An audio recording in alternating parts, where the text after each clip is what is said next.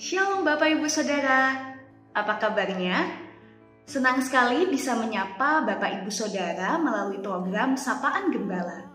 Nah, pada hari ini kita akan bersama merenungkan salah satu bacaan leksionari kita, yaitu dari Roma pasal 2, ayatnya yang pertama sampai ke-11.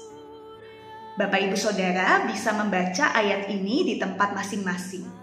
Tapi izinkanlah saya membaca satu ayat saja dari Roma pasal 2 ayatnya yang ke-1a. Demikian.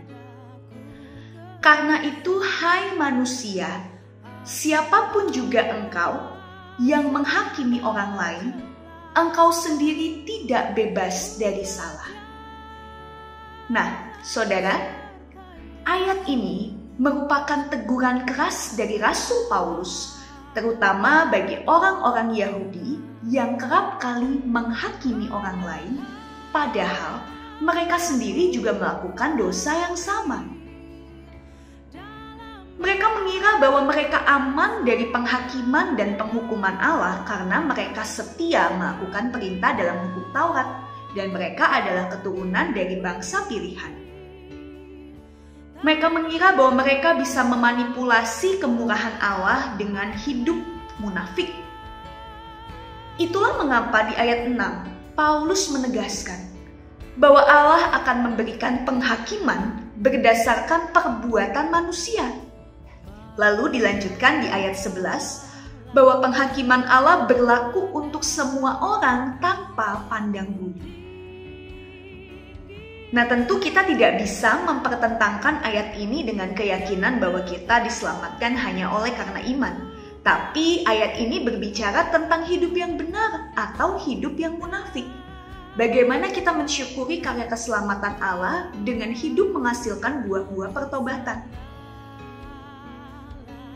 Nah, saudara, apa yang terjadi pada jemaat Roma sesungguhnya mencerminkan tabiat manusia pada umumnya. Bahwa seringkali manusia itu menjadi pribadi yang sangat mudah menemukan kesalahan orang lain, tapi sulit banget untuk melakukan evaluasi atau introspeksi diri. Kita sebagai manusia seringkali menjadi pribadi yang lebih senang menyatakan penghakiman dan penghukuman ketimbang kesempatan dan juga pengampunan. Nah, tentu bukan berarti maksudnya bahwa kita itu harus menutup mata. Kita itu nggak perlu melakukan koreksi terhadap kesalahan orang lain. Bukan itu. Tetapi Paulus mengajak kita untuk bisa memberikan penilaian dan penghakiman pada orang lain dengan rendah hati dan bijaksana. Nah, apa maksudnya? Begini saudara. Memberikan penilaian dengan kerendahan hati dimulai dari satu kesadaran bahwa kita semua itu adalah orang berdosa. Dengan kita tidak melakukan kesalahan seperti apa yang dilakukan orang lain, tidak membuat diri kita jadi lebih baik daripada orang lain. Karena dalam aspek lain, pasti ada kesalahan yang pernah kita lakukan atau bahkan saat itu kita lakukan. Maka hal pertama yang perlu dilakukan adalah sebelum kita membuat penilaian terhadap orang lain, yuk kita belajar untuk memeriksa diri kita. Kalau kita memakai firman Allah sebagai standar dan patokan untuk melihat perilaku orang lain, maka jadikanlah firman Allah itu sebagai acuan untuk menilai perilaku kita sendiri. Karena kehidupan beriman itu, saudara, seharusnya bermuara pada pertobatan diri dan bukan sibuk mencari kesalahan orang lain. Sekali lagi, tentunya bukan berarti kita itu menjadi abai terhadap kesalahan orang lain, bukan. Tapi kita belajar untuk menerapkan standar yang sama untuk kita dan juga orang lain. Dan pertama-tama kita belajar untuk memeriksa dan memperbarui diri kita sebelum kita menegur orang lain. Nah, lalu yang kedua, kita juga diajak untuk memberikan penilaian dengan bijaksana. Kalau kita melihat dalam KBBI atau Kamus Besar Bahasa Indonesia, bijaksana itu artinya cermat dan teliti. Sehingga ketika orang yang bijak melihat satu peristiwa di mana ada orang lain melakukan kesalahan, dia tidak akan bertindak gegabah dengan langsung menyatakan, "Oh, kamu salah." Tidak.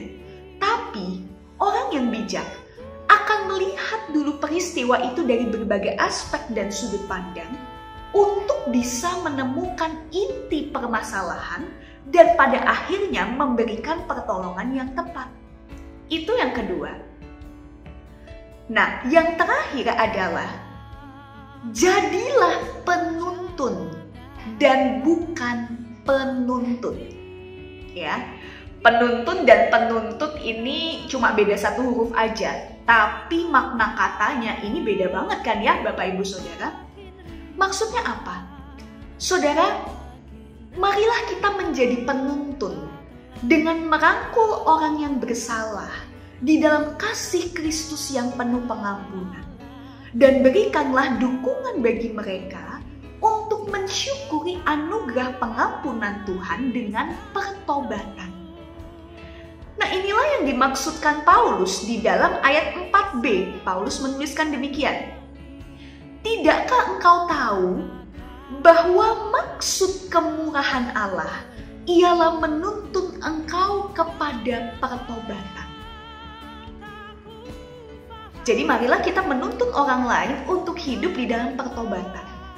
Dan bukan tidak mungkin Bapak Ibu Saudara, Tuhan bisa memakai kita untuk membawa orang-orang di sekitar kita pada pertobatan dan pembaruan diri.